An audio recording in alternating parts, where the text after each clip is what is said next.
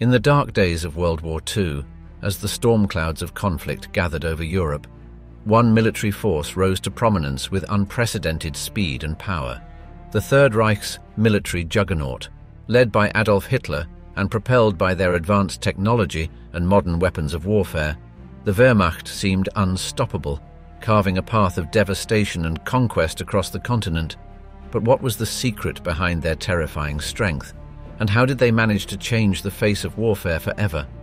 From the menacing panzer tanks that dominated the battlefield to the devastating V-2 rockets that rained destruction from the skies, the Third Reich's technological prowess played a crucial role in shaping the course of the conflict. These cutting-edge weapons and tactics enabled the Nazi war machine to strike fear into the hearts of their enemies, leaving a trail of destruction in their wake. As the British Prime Minister Winston Churchill once declared, "Give us the tools and we will finish the job." Join us as we delve into the inner workings of the Nazi war machine, uncovering the secrets behind their formidable power and the technological innovations that propelled them to the forefront of global conflict. Welcome to the Diary of Julius Caesar. Revolutionizing Warfare, the technological edge of the German army in World War II. During World War II, the German military demonstrated an exceptional capacity for innovation and technological development. As they sought to gain an advantage over their adversaries, the German military designed and implemented some of the most advanced weaponry and technology of the time. This period of rapid innovation laid the foundation for many of the modern technologies we see in warfare today. The Messerschmitt Me 262, often referred to as the Swallow, was a marvel of aeronautical engineering for its time. As the world's first operational jet-powered fighter aircraft, it was developed under the watchful eye of Dr. Willy Messerschmitt, a renowned German aircraft designer. The Me 262 made its first successful test flight on July 18, 1942, piloted by Fritz Wendel. The aircraft's innovative design, combined with its revolutionary jet engines, allowed it to reach speeds of over 540 miles per hour, making it significantly faster than any Allied aircraft of the era. Despite its potential to change the course of the war, the Me 262 faced numerous challenges, including political interference and delays in production. It wasn't until August 1944 that the first Me 262 was delivered to the Luftwaffe. By then, Allied bombing campaigns had already taken a toll on German infrastructure and production capabilities. Nevertheless, the Me 262 showcased the German military's aptitude for technological advancement, and it became a symbol of their relentless pursuit of innovation. Another groundbreaking technology developed by the Germans during the war was the V-2 rocket, officially named the Aggregate 4. This long-range liquid-fueled missile was the world's first operational ballistic missile, capable of reaching targets more than 200 miles away. Designed by Wernher von Braun and his team at the Peenemünde Army Research Center, the V-2 rocket was a direct response to Hitler's desire for a vengeance weapon to retaliate against Allied bombing campaigns. The V-2 rocket made its first successful test flight on October 3, 1942. It was capable of carrying a 1-ton warhead and traveling at supersonic speeds, making it nearly impossible to intercept. The first operational use of the V-2 rocket occurred on September 7, 1944, when a rocket was launched at Paris from a mobile platform. Over the course of the war, more than 3,000 V-2 rockets were launched against Allied targets, causing significant damage and loss of life. Despite their devastating impact, the V-2 rocket program was plagued by problems, including high production costs, low accuracy, and the use of forced labor in its construction. Nevertheless, the V-2 represented a significant leap forward in missile technology and paved the way for future developments in rocketry and space exploration. While the Me 262 and the V-2 rocket are perhaps the most well-known examples of German technological advancements during the war, they were by no means the only ones. German engineers also developed cutting-edge radar technology, such as the Würzburg radar and the Mammut radar, which played a crucial role in detecting and tracking enemy aircraft. Additionally, they made significant strides in the field of infrared technology, producing the Zielgerät 1229 Vampire night vision scope for the Sturmgewehr 44 assault rifle, which allowed German infantry to engage targets more effectively in low-light conditions. It is also worth mentioning the innovative Fritz X guided bomb, a precision-guided munition that was used to sink the Italian battleship Roma in September 1943. This early example of a smart bomb demonstrated the German military's forward-thinking approach to weapons development, which would later influence the development of guided munitions in the post-war era. One cannot discuss German technological advancements without mentioning the groundbreaking work of the German tank industry. The Germans produced some of the most advanced tanks of the war, such as the Tiger I and Tiger II, as well as the Panther tank. These armored behemoths featured thick, sloping armor and powerful guns that outclassed many of their Allied counterparts, striking fear into the hearts of enemy soldiers. Notably, German engineers also designed and built the world's first operational assault gun, the Sturmgeschütz III. This versatile armored fighting vehicle was initially intended to provide close infantry support, but soon evolved into an effective tank destroyer. Its low profile and powerful gun made it a formidable adversary on the battlefield. The German military's innovations extended beyond weaponry and technology to novel tactics and strategies that leveraged their cutting-edge equipment. For example, the Knickebein radio navigation system was developed to guide German bombers to their targets in poor visibility and night conditions. This system, along with the X-Gerät and Y-Gerät navigation aids, was a precursor to modern GPS technology and enabled the Luftwaffe to carry out accurate bombing raids on British cities during the Blitz. The Iron Titans, the evolution and impact of German panzer tanks in World War II. The story of the German panzer tanks begins in the 1930s, as the Weimar Republic and later Nazi Germany embarked on a quest to develop a new generation of armored fighting vehicles. Heinz Guderian, a visionary officer and one of the primary architects of the German tank corps, played a pivotal role in the development and tactics of these formidable machines. Guderian recognized the importance of speed, mobility, and communication in modern warfare, and he advocated for the integration of tanks into a combined arms approach, which later became the foundation of the Blitzkrieg strategy. During the early years of the war, German panzers like the Panzer II, Third, and I-4 spearheaded the invasions of Poland, France, and the Soviet Union. These early models, though not as powerful as their later counterparts, were effective due to their speed, coordination, and tactical employment. The Panzer IV, in particular, would become the workhorse of the German armored forces and would see numerous upgrades throughout the war. However, as the conflict progressed, the German military faced increasingly formidable opposition from Allied and Soviet tank designs.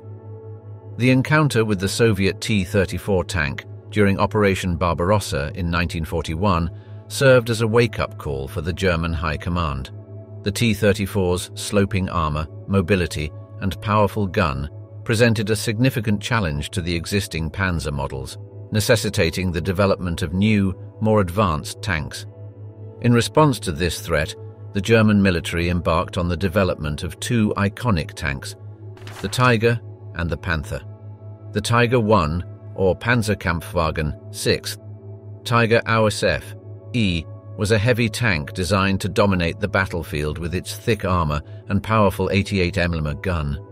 First seeing action in 1942 on the Eastern Front, the Tiger I struck fear into the hearts of its adversaries.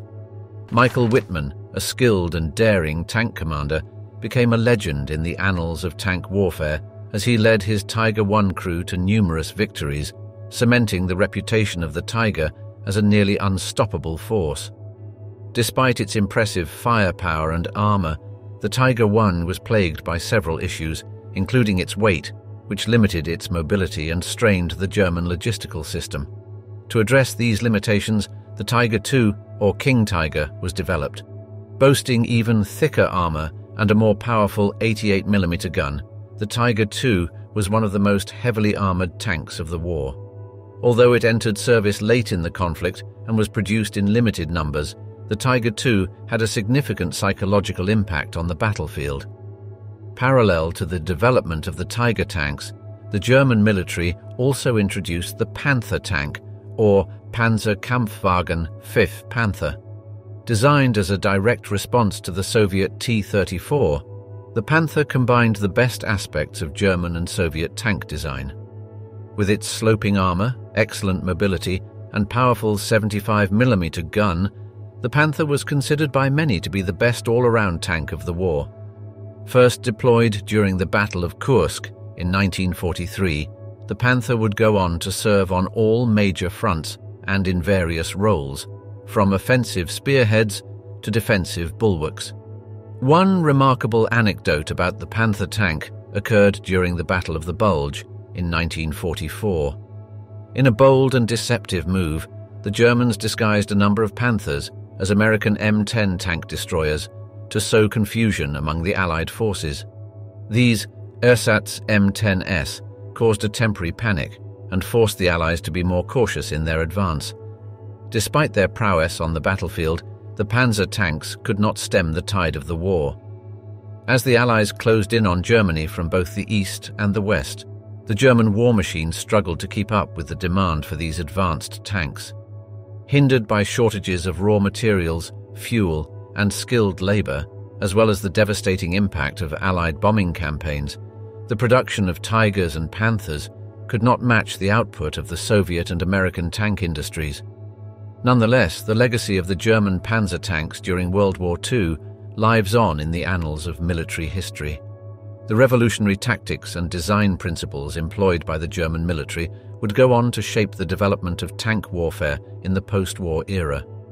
Heinz Guderian's vision of a combined arms approach to warfare with tanks at its core became the blueprint for modern armored warfare. In the years following the war, the lessons learned from the Tiger and Panther tanks would be incorporated into new tank designs by nations around the world. The emphasis on a balance of firepower, armor, and mobility, as demonstrated by the Panther, became a cornerstone of tank design philosophy, influencing the development of iconic post-war tanks like the American M60, the Soviet T-54-55, and the British Centurion. Lightning unleashed. The birth and execution of the Blitzkrieg strategy in World War II. The Blitzkrieg strategy, which translates to lightning war, was a revolutionary military tactic that would come to define the German Wehrmacht during the early stages of World War II. The brainchild of innovative military strategists such as Heinz Guderian and Erich von Manstein, Blitzkrieg forever changed the face of warfare by emphasizing speed, surprise, and the concentrated use of mechanized forces to deliver rapid, devastating blows to the enemy. The seeds of Blitzkrieg were sown in the interwar years, as German military leaders studied the lessons of the First World War and sought to develop new tactics that would avoid the static, attritional nature of trench warfare. Drawing on the concepts of armored warfare pioneered by British strategist B.H. Liddell Hart and J.F.C. Fuller, Guderian and his contemporaries envisioned a fluid, mobile form of warfare that would rely on the coordination of tanks, infantry, artillery, and air support to swiftly penetrate enemy lines and encircle their forces. The first true test of the Blitzkrieg strategy came with the invasion of Poland in September 1939. German forces, led by panzer divisions and supported by waves of Stuka dive bombers, rapidly overwhelmed the Polish defenses, achieving a stunning victory in just over a month. Newsreels of German tanks rolling through the Polish countryside and Stukas screaming through the skies sent a clear message to the world. A new era of warfare had arrived. The following year, the German military would take the Blitzkrieg strategy to the next level during their invasion of France and the Low Countries. In a daring move, Manstein proposed a bold plan, later known as the Sichelschnitt Plan, to focus the German attack through the dense Ardennes forest, a region considered impassable by the French High Command. As German panzers, led by General Guderian, raced through the Ardennes and crossed the river Meuse, they caught the French and British forces completely off guard. By the time the Allies realized their mistake, it was too late. German forces had already broken through the Allied lines and were rapidly advancing towards the English Channel. In a desperate attempt to halt the German onslaught, the British Expeditionary Force and French troops mounted a valiant defense at the Battle of Arras on May 21, 1940. Though they inflicted heavy casualties on the German forces, the counterattack was ultimately unsuccessful, and the Allies were forced to retreat to the coastal town of Dunkirk. The lightning-fast advance of the German forces had encircled and trapped the bulk of the Allied forces in Europe, culminating in the dramatic evacuation of over 330,000 soldiers in Operation Dynamo. The success of the Blitzkrieg strategy in Poland and France stunned the world and established the German military as a seemingly unstoppable force. However, the limitations of the Blitzkrieg would become apparent as the war dragged on. In the vast expanses of the Soviet Union, logistical difficulties and harsh weather conditions would test the limits of the German army's mobility and supply lines. Furthermore, as the Allies began to adapt to the tactics of the Blitzkrieg and develop countermeasures, the German military found it increasingly difficult to replicate the stunning victories of the early war years. The Dark Vanguard, the Waffen-SS, and their role in the German war effort. Born from the shadows of the Nazi regime, the Waffen-SS stands as one of the most controversial and storied military organizations of the Second World War. Originally established as the armed wing of the Schutzstaffel, the Waffen-SS would evolve into a formidable fighting force, renowned for its fierce combat prowess and unwavering loyalty to Adolf Hitler. However, the dark legacy of the Waffen-SS, tainted by war crimes and its role in the Holocaust, casts a somber shadow over its battlefield accomplishments. The genesis of the Waffen-SS can be traced back to the early 1930s, as Heinrich Himmler, the head of the SS, sought to create a reliable and loyal force to protect the Nazi regime. Initially composed of a small number of hand-picked men, the Waffen-SS would expand rapidly following the outbreak of the war. By the conflict's end, the organization would boast over 900,000 members, representing a diverse array of nationalities and ethnicities drawn from across occupied Europe. The Waffen-SS distinguished itself on the battlefield through its rigorous training, high morale, and dedication to the Nazi cause. Notable Waffen-SS divisions included the Leibstandarte SS Adolf Hitler, Das Reich, Totenkopf, and the infamous 12th SS Panzer Division Hitlerjugend. These elite units fought in some of the most brutal and desperate battles of the war, from the frozen steppes of the Eastern Front to the bocage of Normandy. One striking example of the Waffen-SS's battlefield prowess was the ferocious defense of the town of Kharkov in early 1943. After suffering a series of setbacks in the Soviet Union, the German military was in retreat. However, the SS Panzer Corps, led by the charismatic and ruthless Paul Hauser, mounted a daring counter-offensive, recapturing the strategic town from the advancing Red Army. This victory, though fleeting, bolstered German morale and earned the Waffen-SS a reputation as tenacious and skilled fighters. Another noteworthy episode in the history of the Waffen-SS unfolded during the Battle of the Bulge in December 1944. In a desperate attempt to reverse the tide of the war, Hitler launched a massive offensive in the Ardennes forest with the aim of splitting the Allied lines and capturing the vital port of Antwerp. Spearheading the attack were several elite Waffen-SS divisions, including the 1st SS Panzer Division, Leibstandarte SS Adolf Hitler, and the 12th SS Panzer Division Hitlerjugend. These units, motivated by a fanatical devotion to their Führer, fought with exceptional tenacity and skill, inflicting heavy casualties on the surprised American forces. Yet, the Waffen-SS's reputation for battlefield prowess cannot be separated from the atrocities committed by its members.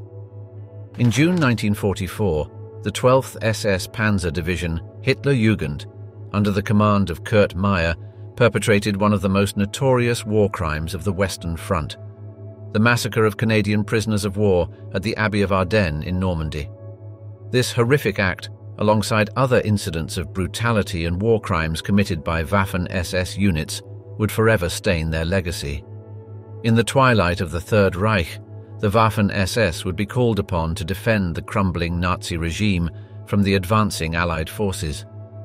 In the Battle of Berlin, the last desperate stand of the German military, remnants of the once proud Waffen-SS fought fiercely to the bitter end, demonstrating a fanatical devotion to their cause, even in the face of certain defeat. The fanatical devotion and determination that had defined the Waffen-SS throughout the war would prove to be both their strength and their undoing. As the dust settled on the ruins of the Third Reich, the surviving members of the Waffen-SS faced a reckoning for their actions during the war. Many high-ranking officers, including Hauser, were tried and convicted for their roles in war crimes and crimes against humanity. In the years that followed, the true extent of the Waffen-SS's involvement in the Holocaust and other atrocities would come to light, casting a dark pall over their battlefield achievements. Silent predators of the deep, the U-boat campaign and the Battle for the Atlantic. The Battle of the Atlantic, waged between the German Kriegsmarine and the Allied navies, was a crucial and bitterly contested struggle that would determine the fate of the free world. At the heart of this deadly contest were the U-boats, the menacing underwater predators that relentlessly stalked the shipping lanes of the Atlantic, seeking to sever the lifelines that sustained the beleaguered British Isles. The tale of the U-boat campaign is one of courage, sacrifice, and technological innovation, as both sides desperately sought to gain the upper hand in this titanic struggle beneath the waves. The backbone of the German U-boat fleet was the Type 7 submarine, a versatile and robust platform that would prove to be a deadly menace to Allied shipping throughout the war. Armed with a potent array of torpedoes and a powerful deck gun, the Type 7 was a formidable adversary, capable of stalking and sinking even the most heavily defended convoys. At the helm of these undersea hunters were men like Otto Kretschmer and Günther Prien, U-boat aces whose daring exploits and lethal efficiency earned them the admiration of their comrades and the dread of their enemies. The U-boat campaign reached its zenith during the period known as the Happy Time, which lasted from July 1940 to October 1941. During this period, the German submarines, operating in wolf packs, inflicted heavy losses on the Allied convoys, sinking millions of tons of vital war material and bringing Britain to the brink of starvation. The words of Admiral Karl Dönitz, the mastermind of the U-boat campaign, echoed ominously in the minds of the beleaguered British. The only thing that will bring England to her knees is the cutting of her seaways. Yet the tide would soon turn against the U-boats as the Allies introduced new technologies and tactics to counter the threat posed by these silent predators.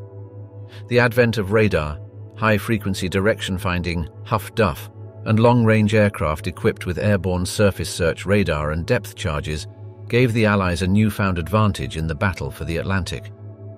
As losses mounted, the U-boat crews faced increasingly desperate odds, with 3 out of 4 submariners never returning from their perilous missions.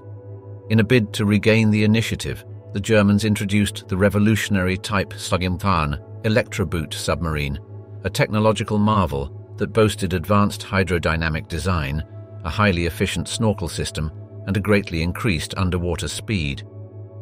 The Type 201, with its ability to remain submerged for extended periods and evade detection, represented a quantum leap in submarine technology and posed a significant threat to the Allied war effort.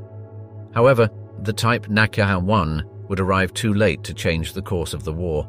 Plagued by production delays and a lack of experienced crews, the Electroboot saw limited action and failed to make a significant impact on the outcome of the U-boat campaign.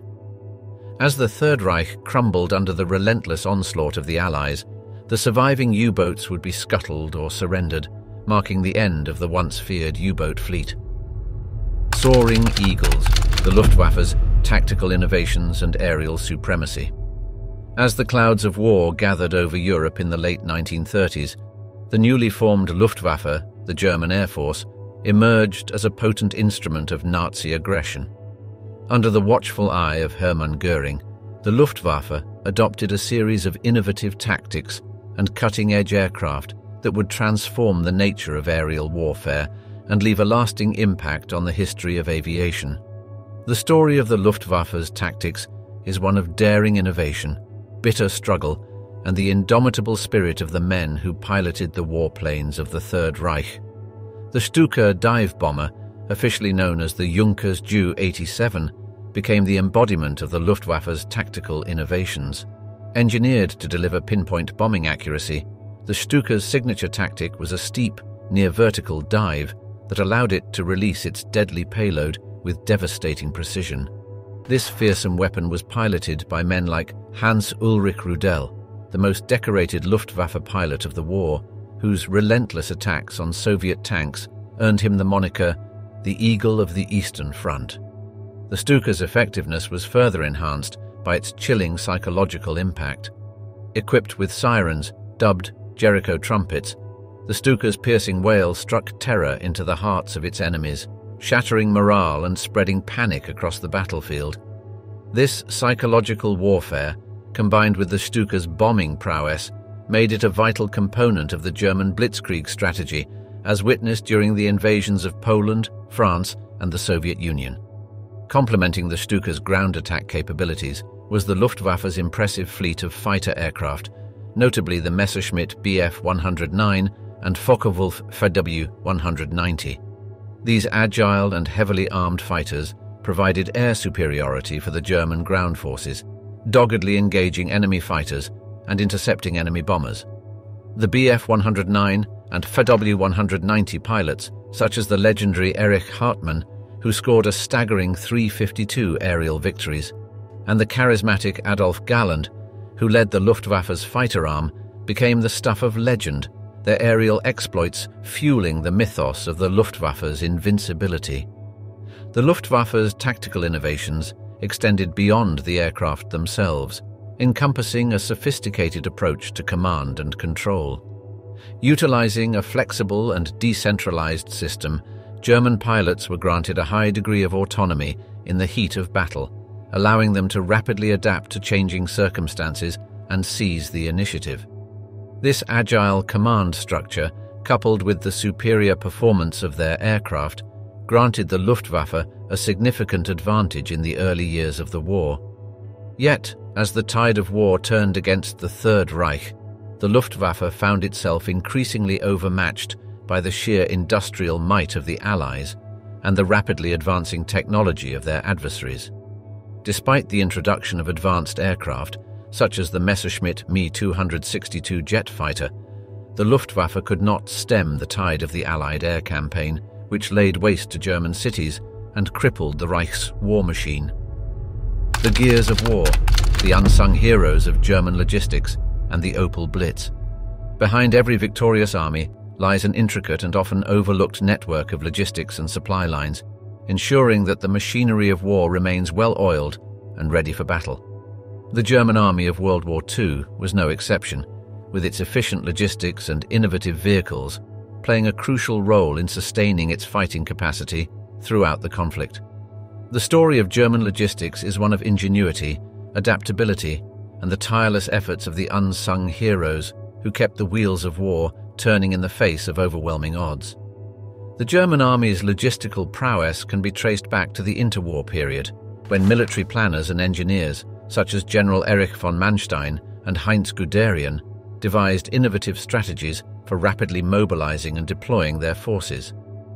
This emphasis on speed and mobility was reflected in the design of the German army's transport vehicles, which were tailored to meet the demands of modern mechanized warfare. One of the most iconic and versatile vehicles of the German army was the Opel Blitz, a light truck that formed the backbone of the Wehrmacht's logistical operations. Capable of transporting a wide range of cargo, from ammunition and fuel to troops and supplies, the Opel Blitz proved its worth in a variety of roles, earning it the nickname the workhorse of the Wehrmacht. The Blitz's rugged construction and powerful engine ensured that it could traverse even the most challenging terrain, making it indispensable in the unforgiving environments of the Eastern Front and the deserts of North Africa. The Opel Blitz's role in maintaining the German army's fighting capacity cannot be overstated. With the supply lines stretching across thousands of miles, the Blitz played a vital role in ensuring that frontline units received the necessary supplies to continue the fight. The reliability and versatility of the Opel Blitz also allowed it to be adapted for specialized roles, such as mobile workshops, field kitchens, and radio communication vehicles, further enhancing its utility on the battlefield. The German army's logistical capabilities were further augmented by the use of captured enemy vehicles, which were often pressed into service to bolster the Wehrmacht's supply lines. This pragmatic approach to logistics allowed the Germans to adapt to the ever-changing demands of war as they sought to exploit every available resource in their struggle for survival. Yet as the war dragged on, the German army's logistical network began to show signs of strain. The relentless attrition of the Eastern Front, combined with the Allied bombing campaign, took a heavy toll on the Wehrmacht's supply lines, hampering its ability to sustain its fighting capacity. The shortage of fuel and spare parts in particular proved to be a crippling blow to the German war machine as it struggled to keep its tanks and aircraft operational in the face of overwhelming odds. In the end, the ingenuity and resourcefulness of the German logistical apparatus could not overcome the sheer scale of the challenges it faced. The inexorable advance of the Soviet Red Army and the relentless pounding of the Allied air forces brought the once mighty Wehrmacht to its knees. Its supply lines stretched to breaking point and its fighting capacity depleted. The enigmatic war, cryptic battles, and the secrets of the Enigma machine. In the shadowy world of espionage and intelligence, the ability to communicate securely can mean the difference between victory and defeat. During World War II, the German military relied on a remarkable piece of technology to encode their messages and keep their plans hidden from prying eyes: the Enigma machine. This ingenious device, with its complex system of rotors and plug boards, would become the focal point of a clandestine battle between the Axis and the Allies, a war of wits and cunning that would shape the course of history. The Enigma machine, first developed in the 1920s, was a marvel of engineering and cryptography. At the heart of the device lay a series of interchangeable rotors that scrambled the letters of a message, rendering it unreadable to anyone without the necessary decryption keys. The machine's encryption capabilities were further enhanced by the addition of a plug board, which allowed the operator to manually swap pairs of letters and increase the number of possible permutations. The result was a dizzying array of potential combinations, numbering in the millions, that could be used to encode messages.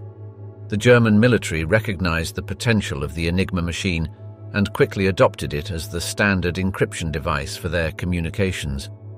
The High Command placed great faith in the security of the Enigma, believing that the sheer complexity of the machine's encryption scheme rendered it virtually unbreakable. This confidence in the Enigma's capabilities would have far-reaching implications for the conduct of the war, as the Germans transmitted vital information, including troop movements and battle plans, over the airwaves, secure in the knowledge that their messages were beyond the reach of their enemies. Yet, unbeknownst to the German military, their vaunted Enigma machine had already attracted the attention of Allied codebreakers. In the years leading up to the war, a team of Polish cryptanalysts, led by the brilliant mathematician Marian Rejewski, had made significant strides in cracking the Enigma's code. The Poles shared their discoveries with the British, who in turn assembled a team of their finest minds, including the now legendary Alan Turing, at the top-secret government code and cipher school at Bletchley Park. The efforts of Turing and his fellow codebreakers at Bletchley Park would prove pivotal in the Allies' struggle against the German war machine. Using a combination of ingenuity, mathematical prowess, and the development of revolutionary computing devices, such as Turing's bomber, the Bletchley Park team succeeded in breaking the Enigma's code, allowing them to intercept and decipher German communications. This breakthrough, known as Ultra, provided the Allies with a wealth of intelligence that would prove invaluable in planning their operations and countering the German threat. The cracking of the Enigma code had profound consequences for the course of the war.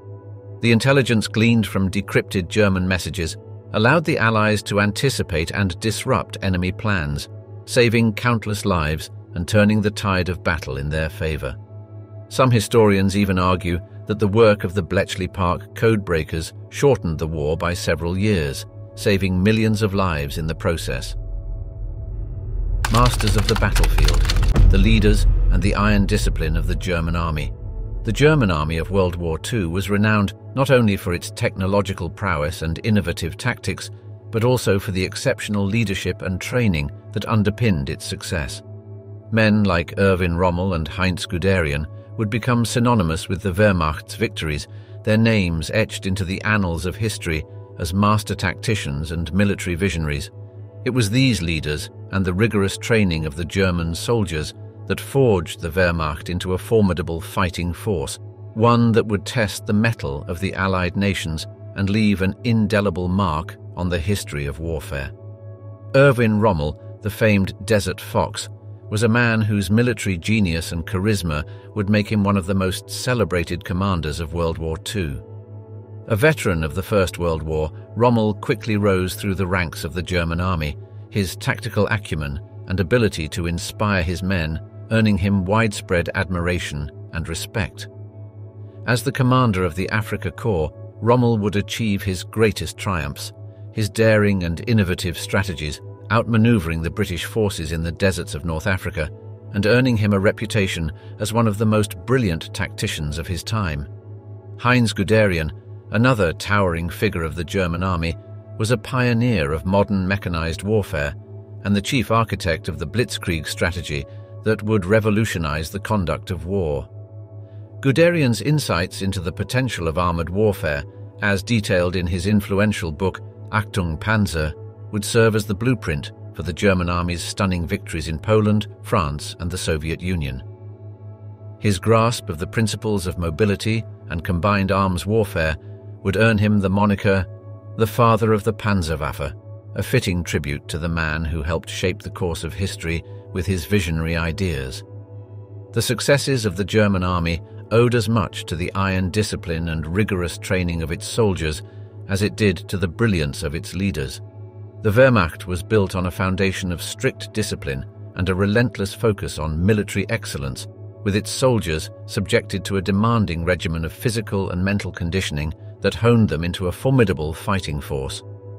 The German soldiers, or Lanzer, as they were colloquially known, were renowned for their tenacity, resilience, and unwavering loyalty to their comrades, qualities that would serve them well in the crucible of combat.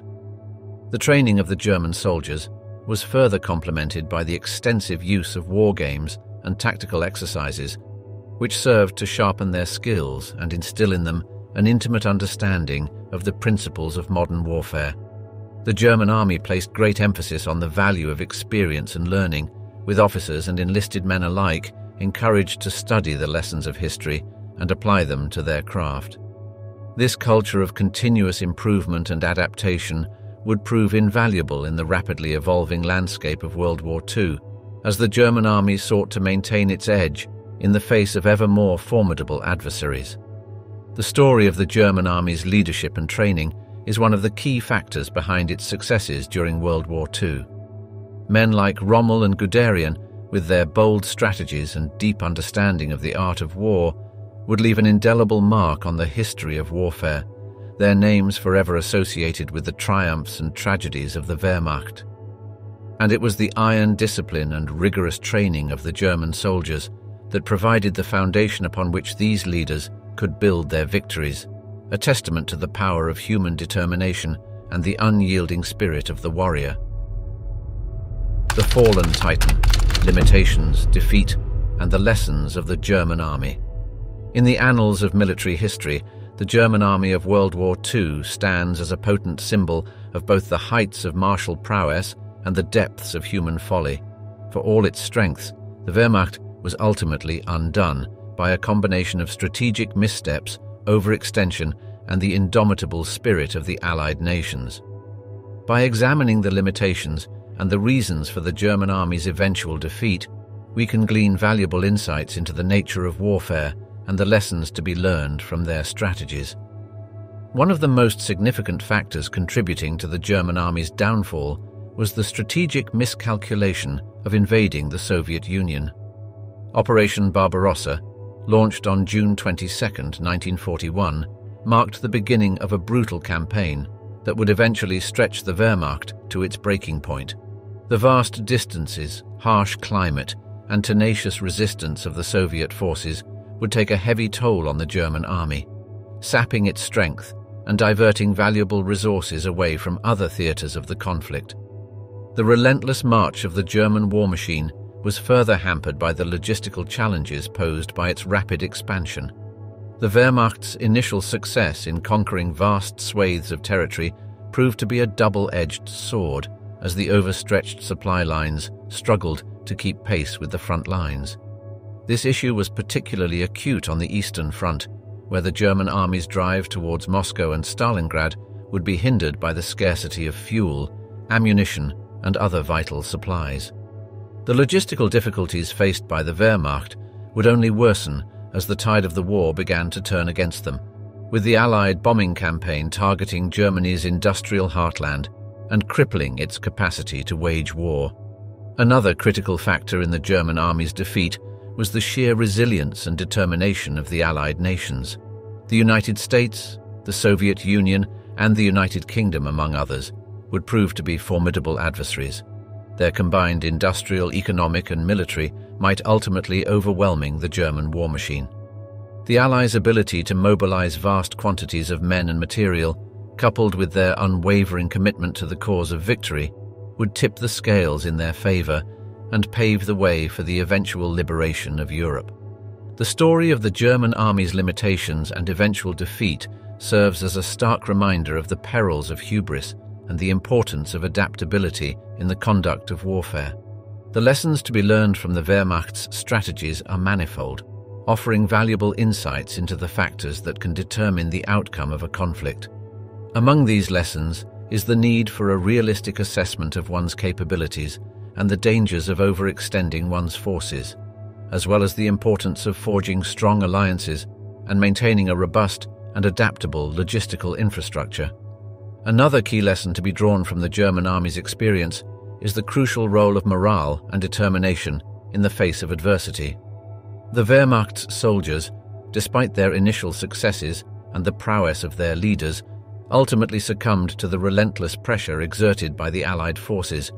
The dogged determination of the Soviet, American, British, and other Allied soldiers, as well as their unyielding commitment to the cause of freedom, stands as a testament to the power of the human spirit and the indomitable will to resist tyranny.